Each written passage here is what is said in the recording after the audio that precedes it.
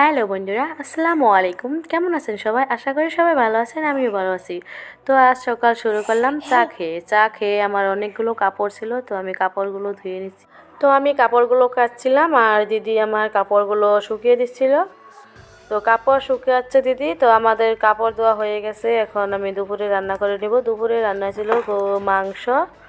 তো মাংসগুলো আমি এখন রান্না করে নিব।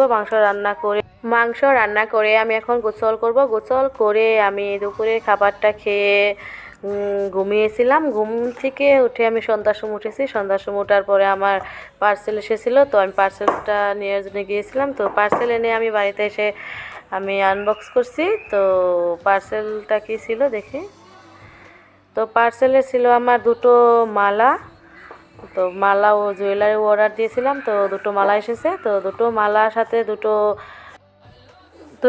সাথে দুটো কানের দুল ছিল।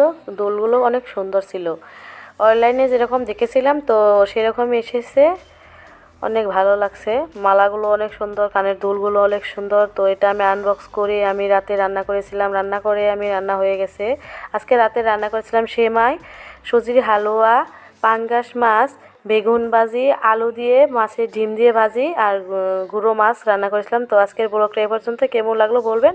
আমার সাথে থাকবেন, আমাকে সাবস্ক্রাইব করবেন।